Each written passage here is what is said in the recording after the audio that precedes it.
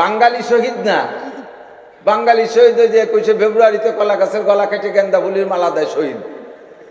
ওটা শহীদ কি শহীদ না হয়ে গেছে কেউ?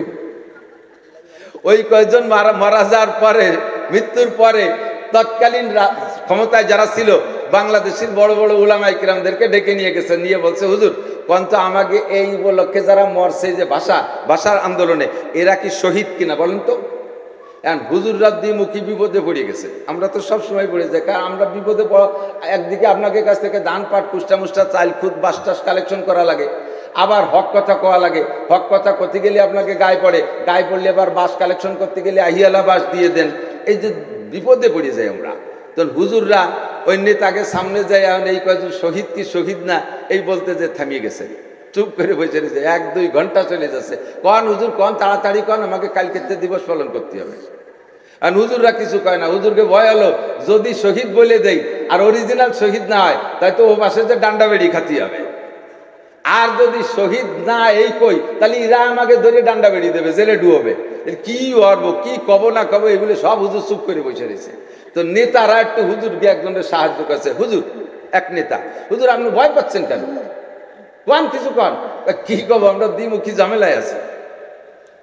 কি আপনাকে ঝামেলা তুমি বুঝতে পারলাম না, আপনাকে কাছে তো শুনছি যে শহীদের লাশ মাটিতে পচে না, তাই না হুজুর? জি হ্যাঁ, শহীদের লাশ মাটিতে পচে না। তো বলে দেন যে কজনের শহীদ বলতেছে ওই কজনের কবর খুঁজে দেখো, ওরা তো 3-4 মাস আগে মরছে। যদি লাশ পচে তাহলে শহীদ না, না পচলি শহীদ। কয়ে দেন কটা লাশ খুঁজে দেও। হুজুররা লাইন পেয়ে গেছে, হ্যাঁ তাহলে লাশ খুঁজে দেখতে হবে, কবর খুঁজে দেখতে হবে, পচলি শহীদ না আর না পচলি শহীদ। নেতারা আপনারা বাড়ি যান, যা কর দরকার আমরা কই না বাড়ি। হুজুরকে বাড়ি পাঠাই দিয়ে তারপরে তো শহীদ। বাংলাদেশে অনেক এলাকায় ঘুরবেন, আমাদের 7 পাড় বলতে যাবেন, মাঝে মাঝে দেখবেন সাইনবোর্ডে লেখা আছে শহীদ হরিপদ, শহীদ রমেশ চন্দ্র। রমেশ চন্দ্র কোনোদিন শহীদ হয় না, হরিপদ কোনোদিন শহীদ হয় না। শহীদ হইতে আব্দুর রহমান লাগে, শহীদ হইতে আব্দুর রহিম লাগে, শহীদ হইতে জামাল কামাল লাগে, শহীদ হইতে আব্দুল্লাহ আব্দুল খালেক আব্দুল মালেক লাগে, শহীদ হইতে মুসলমান লাগে, শহীদ হইতে ইমান লাগে। কতক্ষণ তারপরেও যদি কেউ শহীদ হয়, এই শহীদ আর সাহাবা শহীদ কি এক দরে বিক্রি হবে? ওহুদের বদরের সৈনিক, বদরের যুদ্ধ করেছিলেন 313 জন। কয়জন? 313 জন। তার ভিতরে 299 জন ফিরে আসছে, আর 14 জন ওখানে শাহাদাত বরণ করেছে। এই কিছুদিন আগে গিয়েছিলাম, আমার কাছে ছবিতে আছে, বদরি শহীদদের একটা প্লারে বদরি শহীদদের 14 জনের নাম লেখা আছে। আল্লাহু আকবার। ওই 14 জনের নামের পাশে দাঁড়াইছি, আমার মনে হচ্ছে যেন আমি জান্নাতের একটা নতুন স্বাদ উপভোগ করতেছি, বুকটা আমার ঠান্ডা হয়ে আসতেছে। মনে হচ্ছে যেন আমি ওখানে দাঁড়ায় যে দোয়া করবে সেই দোয়া আল্লাহ কবুল করবে। যে কয়জন শহীদ হয়েছে তারা তো শহীদ, আর যে কয়জন বেঁচে ছিলেন, খেয়াল করেন, যে কয়জন বেঁচে ছিলেন তাদেরকে আল্লাহ তাআলা কত সম্মান দিয়েছে। যে বদরি সৈনিক যারা বেঁচে আছে, ফিরে আসছে 299 জন। এই 299 জন যদি বদরের যুদ্ধের পরে মরণকাল পর্যন্ত এক ওয়াক্ত নামাজও না পড়ে, তবুও তাদেরকে গুনাহ লেখা হবে না, তবুও তারা বিনা হিসাবে জান্নাতি। এত সম্মানে সম্মানিত করেছে তাদেরকে। আর সেখানে যারা 14 জন শাহাদাত বরণ করেছে, তাহলে এই শহীদের মর্যাদা কত বেশি। ওহুদের প্রান্তরে 70 জন শহীদ শুয়ে আছে, সাইয়্যিদুশ শুহাদা, সমস্ত শহীদদের নেতা হামজা রাদিয়াল্লাহু তাআলা আনহু ওখানে শুয়ে আছে। গসিলুল মালাইকা, আরে ভাই এদিক তাকান, আমার বাংলাদেশের যত বড় দামি দামি শহীদ হোক না কেন, কেউরে আকাশে উঠাই নিয়ে ফেরেশতারা গোসল করায় পরে বালকিতে ফাটাই দিচ্ছে, এরকম কোন দুটি একটা শহীদ আছে নি? কোনো না। যাকে যাকে শহীদ দিবস তো কতই বানাচ্ছি, দিবস পালন করতেছি, মিনার বানাচ্ছি, কতটা বানাচ্ছি, এক শহীদের ওরম পাই নেই। আর উহুদ প্রান্তে যে 70 জন শাহাদাত বরণ করেছে, তার ভিতরে একজন হানজালা রাদিয়াল্লাহু তাআলা আনহু, যার কিসসা শুনেছেন, যাকে ফেরেশতারা আকাশে উঠাই নিয়ে জান্নাতের পানিতে গোসল করে আবার নিচে নামায় দিয়ে গেছে। এই 70 জন ওই জায়গায় শোয়া আছে। তাহলে বোঝেন সেই শহীদদের কেমন দাম। হুজুর বলেন, আমার সাথে যারা উহুদ, বদর, খন্দকে যাইয়া বিভিন্ন যুদ্ধে যায়, যারা ইসলামের পক্ষে লড়াই করতে করতে শাহাদাত বরণ করেছে, এই রকম শহীদের 100 শহীদের যেই নেকি আমার আখিরি জামানার উম্মত একটা সুন্নতের পর আমল করলে আল্লাহ তাকে সেই পরিমাণ নেকি দান করবে। কারণ আমার সাথে থাইকা আমি নবীর উপস্থিতিতে গলা কাটায় দেয়া যত সহজ, খেয়াল করে না, আমি নবীর উপস্থিতিতে আমার সাথে তাইকা আমার ডাকে সাড়া দিয়া গলা কাটাই দিয়া যত সহজ, একটা সময় আসবে হাতে নখ রাখছে ফ্যাশন নখ। মহিলারা ফ্যাশন নখ রাখে না? সেম কোয়ালিটি অফ শুয়োর নি। শুয়োরের নখ কাটে সপ্তাহে সপ্তাহে। শুয়োরের সব শুক্রবারে নখ কাটে না, সোমবারে কাটে, বছরে একবার কাটে, সারা জীবনে কাটে। শুয়োরের নখের মতো লম্বা লম্বা নখ রাখবে।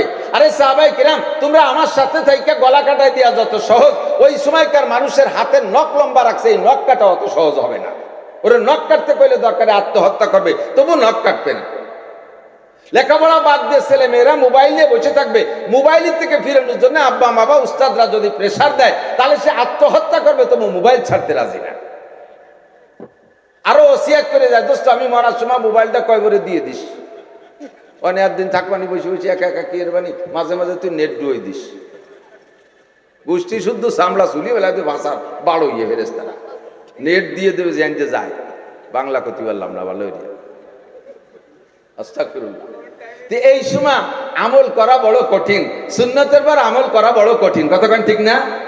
ছেলেতে যদি দাড়ি রাখে, আব্বার মুখে দাড়ি নাই, আব্বা ছেলেরে ব্যঙ্গ করে। এরকম ভালো ভালো আল্লাহওয়ালা আব্বা আছে না? ভালো ভালো আল্লাহওয়ালা আব্বা না দামড়া আব্বা। ছেলেতে দাড়ি রাখছে, কলেজে পড়ে স্টুডেন্ট, চরমুনা পীর সাহেবের মুরিদ, জামাতে ইসলামের কর্মী, অথবা দাওয়াত ও তবলিগের সময় লাগাইছে, দাড়ি রেখে বেলাইছে। আব্বাই ছেলে রেখে, তুই এই বয়সে দাড়ি রাখছিস, তোর কি দাড়ি রাখার বয়স হয়েছে নাকি? আল্লাহ বলছে যে দাড়ি রাখার বয়স হয়েছে, তাই দাড়ি দিয়েছে। আর ওর আব্বা কয় দাড়ি রাখার বয়স হয়েছে, তাহলে আল্লাহর সাথে মাত্র বেরিয়েছে না? আল্লাহ তো বুঝে শুনেই দাড়ি দিয়েছে। প্রত্যেকটা মানুষ, আমরা জন্মের সময়, আমরা এখানে যারা জন্ম নিয়েছি নিয়মতান্ত্রিক ভাবে, আমাদের জন্মের সময় মাথায় চুল ছিল না? চুল নিয়ে জন্ম নেয়নি? কম থাকুক বেশি থাকুক সবার মাথায় চুল।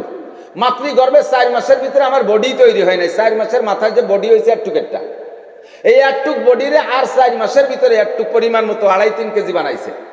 এর ভিতরে 2.5-3 মাসের ভিতরে আমার মাথায় এত বড় বড় চুলও দিয়ে দিছে।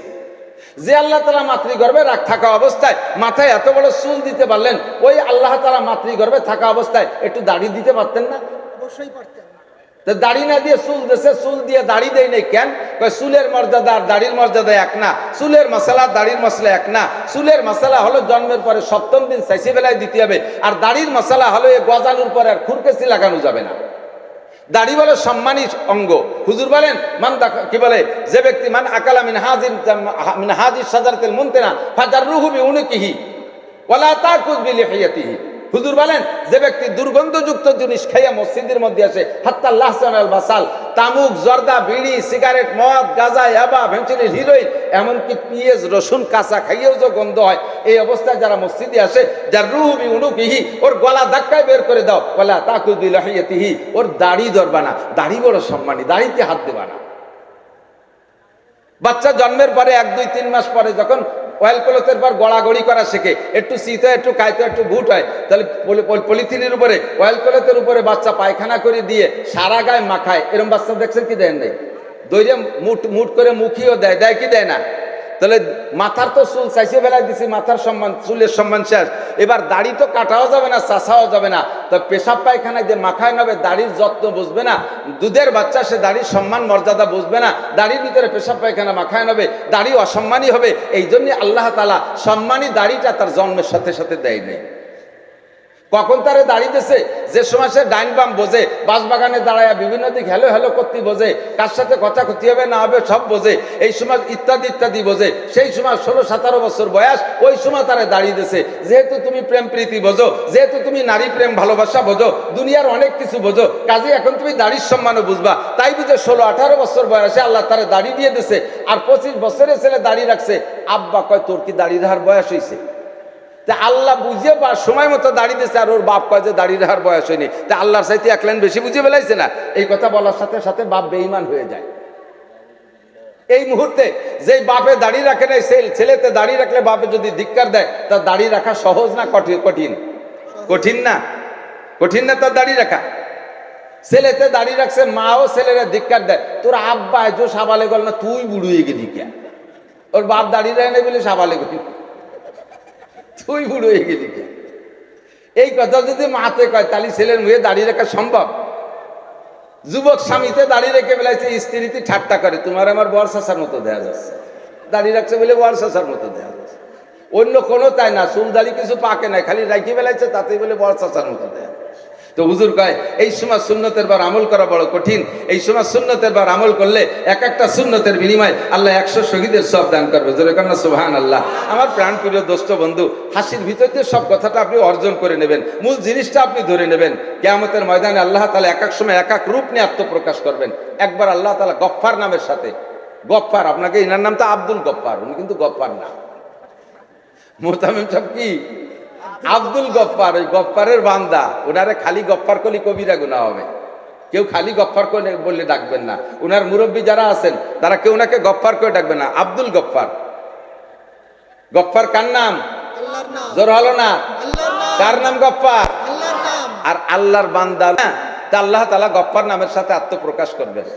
আত্মপ্রকাশ করে এবার গফফার মানে পরম ক্ষমাশীল, পরম ক্ষমাশীল। যে যেভাবে পারে সালে সুতোয় বাহানায়, হুজুর বলছে না লাস্টে 3 খেসি মারবে, বেলসা মারিয়ে 3 গেড়ে লক্ষ লক্ষ কোটি কোটি কে আল্লাহ পার করে দেবে। এইগুলো কারা? এই চিল্লে এ মাদ্রাসার হুজুর রাখো, শিক্ষক রাখো, এর বসে থাকলে আমাকে এদিক এদিক। কি বলছি? গফফার নামের সাথে আত্মপ্রকাশ করবেন, বিভিন্ন বাহানায় মাফ করে দেবেন। কন্যা সুবহানাল্লাহ।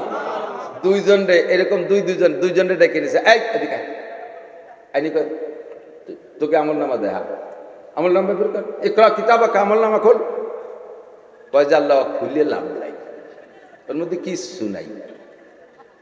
নামাজ নাই, রোজা নাই, হজ নাই, জাকাত নাই, টুপি নাই, দাড়ি নাই, পাগড়ি নাই, ফরজ নাই, ওয়াজিব নাই, সুন্নত নাই, মুস্তাহাব নাই, তাহাজ্জুদ নাই, ইশরাক নাই, আওয়াবিন নাই, চাষ নাই, একবারে ডিলা নাই, কুলুক নাই, দস্তারখান নাই, মেসাক নাই, কুনুত নাই, টুপি নাই, পাগড়ি নাই, তবলিগ নাই, চরমুনাই নাই, মসজিদ নাই, মাদ্রাসা নাই, তিলাওয়াত নাই, জিকির নাই, ফিকির নাই, কিচ্ছু নাই। সুদ আছে, ঘুষ আছে, চুরি আছে, ডাকাতি আছে, নুচ্ছমি আছে, জারি আছে, যাত্রা, খরচা, গাজির গান, কোনো যাত্রা, আরো যা যা সব আছে। দেহে লাভ নাই, তুমি যেভাবে মাফ করতেছো ওইভাবে যদি মাফ করো তাহলে করো। আর আল্লাহদের করি সামনে এসে গড়ই পড়ছে। বুখারী শরীফের হাদিসের তরজমা বলছে, এই দুইজনে ডাইকে বলবে অত আল্লাহতে মাফ করি না, আমল নামা দেখাও। কয় যে বললাম তো আল্লাহ কিছু নাই। যখন দেখছে যে সত্যি আমল নামায় কিছু নাই, এই ফেরেশতারা ধর, ধমক দিছে। এবার ওই দুইজনের কাছে ধরো, জাহান্নামে যা, সব সামনে তো জাহান্নামে যা। বলার সাথে সাথে একজন দৌড় মারছে জাহান্নামে যাওয়ার জন্য, আর আরেকজন দাঁড়ায় রয়েছে, বেহা হইয়ে দাঁড়ায় রয়েছে, ও যায় না। আল্লাহ যাইতে কয় তাও যায় না। যে চলে যাচ্ছে তারে আগে ফিরেছে, যদি জাহান্নামে লাগ দিয়ে পড়ে তাতে আবার একটা উঠোন, একটা ঝামেলা। তো কয় ওরে আগে ঠেয়া, ওরে ঠেয়াই আনে। কয় যে জাহান্নাম কি শ্বশুর বাড়ি? কয়ার সাথে সাথে দৌড় দিচ্ছ, ওখানে কি আছে জানো? কয় যে আগে জানতাম না, এখন তো সবই জানি। রব্বানা আবসারনা ওয়া সামিনা, চোখে দেখতেছি, কানেও শুনতেছি, সব সত্যি, একটু মিথ্যে না। তাই দৌড় দিলি কে? জাহান্নামের দিক বলার সাথে সাথে কয় আল্লাহ মনে বড় আশা নিয়ে দৌড় দিছি, দুনিয়ায় তোমার একটা হুকুমও পালন করি নেই, দেখি এই হাসরের মাঠে একটা হুকুম পালন করে দেখি তোমার দয়া হয় নাকি, মায়া হয় নাকি। তোমার এই মায়ার মহাব্বতের দয়া, তোমার রহমতের ভালো আশায় আমি তোমার হুকুমটা পালন করার জন্য দৌড় মারছি। আল্লাহ বলবেন, এ ফেরেশতারা, আমার বান্দাই অবরবেলা শেষ বেলা আমার রহমতের আশা করছে, বাদ্দিল সাইয়াতি হাসানাত, ঠিক আছে, ওর জীবনের সমস্ত গুনাহকে নেকি দ্বারা পাল্টায় দাও, ওয়াদখিলহুল জান্নাত, তার বেহেশতে দিয়ে দাও। রহমাতে হক বাহানা মিজুয়াদ, বাহান মিজুয়াদ, রহমাতে হক বাহানা মিজুয়াদ, বাহান মিজুয়াদ। আল্লাহর রহমতে একটু বাহানা খোঁজে, মোটা কিছু খোঁজে না, একটুক বাহানায় আল্লাহ তারা মাফ করে দিচ্ছে। এ তো আল্লাহর হুকুম পালন করে পার হয়ে গেল, যেটারে যাইতে কইছে আবার যাই নেই, দাঁড়ায় রয়েছে বেকা হয়ে, ও কি কবে? ওরে কা এই আনাড়ি, দুনিয়ায় থাকতে কত হুকুম করছি, একটাও মানিস নেই, আর এই জায়গায় দাঁড়ায় একটা হুকুম করলাম তাও মানলি নে, বেহা হয়ে দাঁড়ায় রয়েছি। তুই দাঁড়ায় রয়েছিস কেন? আল্লাহ আমি তোমার রহমতের আশায় দাঁড়ায় রয়েছি, দেখি তুমি আর একবার কও নাকি যে যা লাগবে না। তুমি তো একবার কই বেলাইছো যা, কিরে তুমি কও নাকি যে যা লাগবে না, সেই আশায় দাঁড়ায় রয়েছে। আল্লাহ কায় ফেরেশতারা, ও আমার রহমতের আশা করছে, বাদ্দিল সাইয়্যাতি হাসানাত, ওরও জীবনের সব গুনাহ নেকি দ্বারা পাল্টাইয়া দাও। বেহেশতে যাইতে নেকি লাগবে, ওর তো সব গুনাহ, ওর গুনাহগুলো নেকি বানাই দে, তারপরে বেহেশতে দিয়ে দাও। এরকম বিভিন্ন বাহানা। হয়তো আপনি মনে মনে ভাবতেছেন তাহলে আমি সেই দুইজনের একজন হব। সে দুইজন তো মোটে দুইজন, সে দুইজন তো সব কয়জন না। সে দুইজন যে কোন দুইজন তাকে আপনি জানেন নাকি? তো এক একজন এক এক বাহানায় আল্লাহ মাফ করবেন। এবার একজনকে লাস্ট ফিনিশিং ডেকে নিয়েছে, তার কিচ্ছু নাই। তার সম্পর্কে আল্লাহ তাআলা ঘোষণা দেন, খুযূহু ফাগুল্লুহু সুম্মাল জাহিমা সাল্লু সুম্মা ফি সিলসিলাতিন যারউহা ৭০ যিরাআন ফাসলুকু। দারুণ ধার, পিঠ মুড়া দে, বুগু মুড়া দে, গলার উপর দিয়ে শিকল দিয়ে, হাঁটুর নিচে দিয়ে ঢুকই দে, গলার হাঁটুর এক জায়গা টাইট কর। গলারে যদি হাঁটুর সাথে বাঁধে আর কি এসে আর ভালো বেড়ি হয়? ডান্ডা বেড়ি দেয় ঠ্যাঙে হাতে, তারপরে একটু খুঁড়ায় খুঁড়ায় হাঁটতে পারে, কিন্তু গলারে যদি টাইট করে হাঁটুর সাথে দলায় বাঁধে, হাঁটার কোনো কায়দা থাকে? টেনিস বল হয়ে গেছে, এরকম গোল হয়ে গেছে। ফেরেশতারা টান দিয়ে জাহান্নামের দিকে নিচ্ছে। রহমাতে আলম নবী মুহাম্মদ রাসূলুল্লাহ সাল্লাল্লাহু আলাইহি ওয়াসাল্লাম পাশে বসে তাকাচ্ছে। নামটা আবার মুসলমান নাম। নামটা কি? মুসলমান নাম। বুঝে আসতেছে মুসলমান। কোন দিক দিয়ে হুজুরে তারা সুপারিশ করার কোনো স্কোপ পাচ্ছেন না। লাস্টে দেখে যে ওই লোকটার মুখে দাঁড়িয়েছে। এবার সে আবার কথা বলে, এইগুলো কানে আসলেন কথা বলতে পারে। আল্লাহ, এদিক তাকান ভাই। নবী আলাইহিস সালাম চাইতেছে যে কোনোভাবে আমার এই উম্মতরে পার করানো যায় নাকি। ইতিমধ্যে নজর পড়ে গেছে ওই লোকটার মুখের দিকে, দেখে যে একেবারে সুন্দর দাড়ি, নামাজ নাই, রোজা নাই, হজ নাই, যাকাত নাই, ফরজ ওয়াজিব কিচ্ছু নাই, শুধু আছে মুখে চারটে দাড়ি। যে লোকটা জীবনেও স্লিপ করে পশ্চিম দিক পড়ে না, আষাঢ় খালিও উল্টো দিক পড়ে,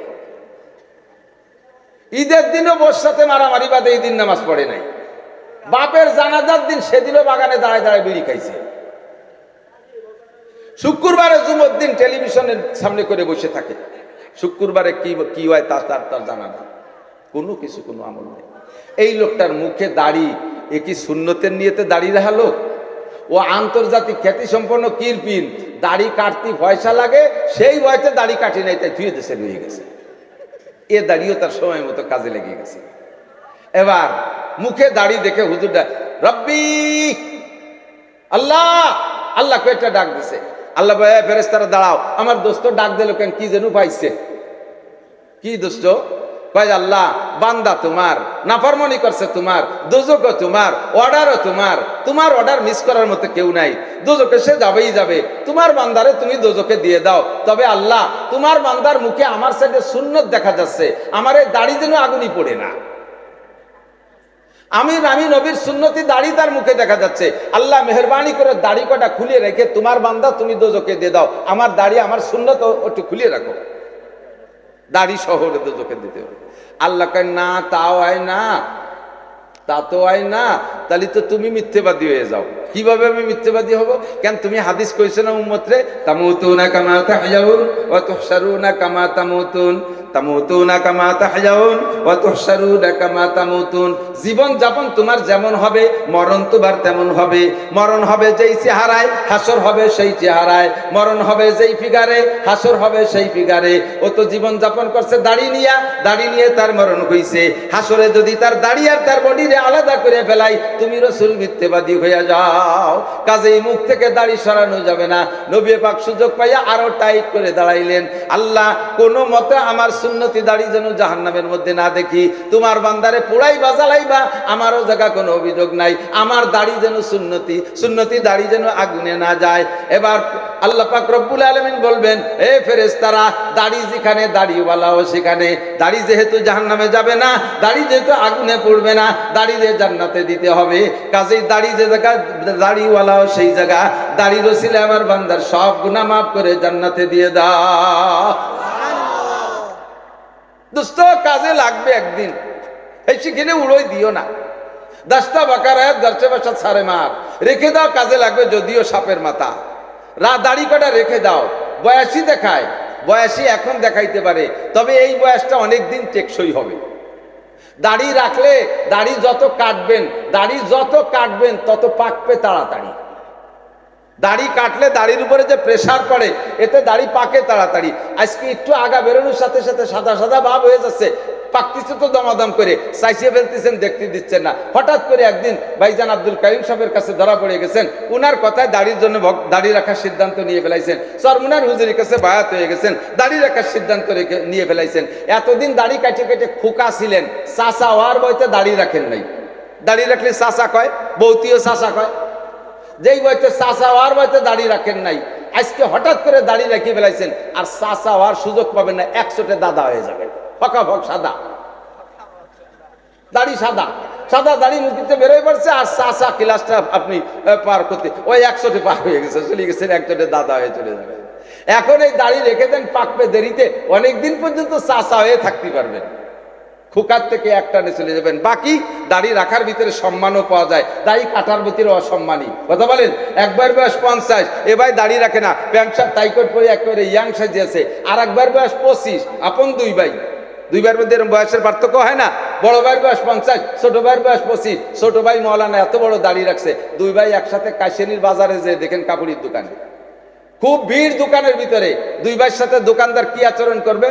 বড় জনরে তো যুবক যুবক দেখা যাচ্ছে, অল্প বয়সী মনে হচ্ছে, দোকানদার বড় জনরে কয়, এ ছেলে পেলে সরিয়ে দাঁড়াও, আর ছোট ভাইয়ের কয়, কাকা আপনি চেয়ারে বসেন।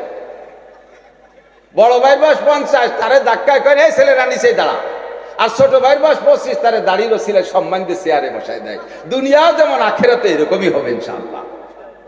চারটে দাড়ি রাখা যাবে না? দাড়ি ইমানের ডাল, এসে গেছে একটু কয়ে যায়, তারপরে ওয়াজের দিকে যাবে, এখনো যাইনি ওয়াজের দিক, খেয়াল করেন। দাড়ি হলো ইমানের ডাল, প্রত্যেকটা সুন্নত ইমানের ডাল।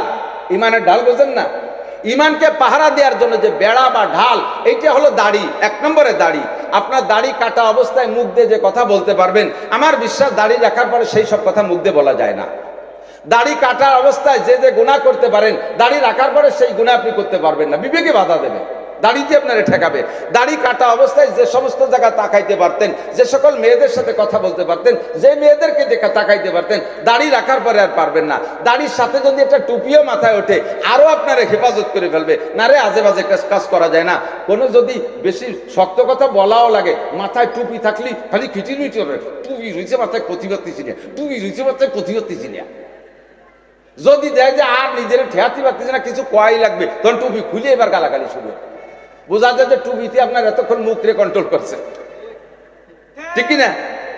সুন্নত আপনার ইমানের ঢাল, সুন্নত আপনার ইমানের বেড়া। এর সাথে যদি বড় একটা যুব্ব পারেন, আপনারা আরো কন্ট্রোল করে ফেলবে। এর সাথে যদি একটা পাগড়ি পারেন, আপনি আরো ভালো হতে বাধ্য হয়ে যাবেন, ঠিক কিনা? এই জন্য হক্কানি পীর মাশায়েখরা আগে বাহ্যিক সুন্নত গুলোর প্রশিক্ষণ দেয়, যে বাহ্যিক সুন্নত যদি ঠিক হয়ে যায়, তাহলে আভ্যন্তরীণ অবস্থা অনেকটা পরিবর্তন হয়ে আসে। সাথে ক্লোজআপ, পেপসোডেন্ট, তার কিছু ফাজাইলও বয়ান করে। ফাজাইলে তাবলীগ শুনছেন না? টেলিভিশনে ফাজাইল বয়ান করে, কাগজে এক জাক ডানা কাটা পরি, অর্ধউলাঙ্গিনী মহিলাদের যে ক্লোজআপে দাঁত বিকছে যে বিস্কি মেরে পড়ে, আর বিরাজ দেখা যায়, তাতে যুবক যুবতী বুড়ো বুড়ো সব স্টক করার কায়দা, ওকে চেহারা দেখা।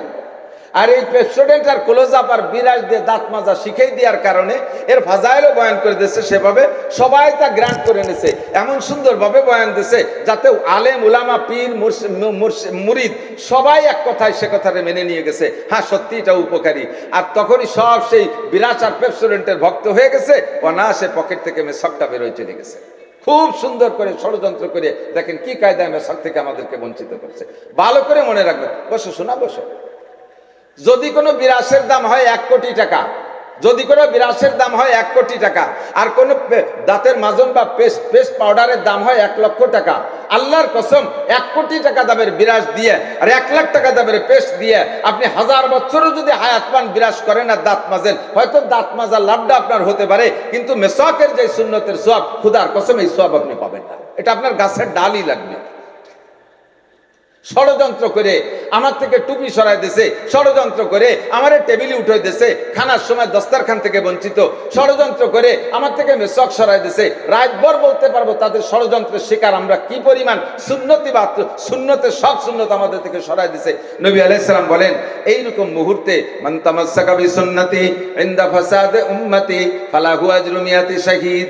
যেই সময় একটা সুন্নাত দুনিয়ায় এভাবে বিলুপ্ত হতে থাকবে, তোমরা যদি সুন্নতকে জিন্দা করার উদ্দেশ্যে একটা সুন্নতের পর আমল করো, আল্লাহ পাক তোমাদেরকে 100 শহীদের সওয়াব দান করবে। আমলের পার্থক্য শুনে নাও। আমলের পার্থক্য, ইমানের পার্থক্য বললাম। সাহাবায়ে কিরামের ইমানের চাইতে আখেরি জামানার উম্মতের ইমানের দাম 100 গুণ বেশি। সাহাবায়ে কিরামের আমলের চাইতে আখেরি আপনাদের এই জামানার উম্মতের আমলের দাম কত বেশি? 100 শহীদের সওয়াব। বলেন কত?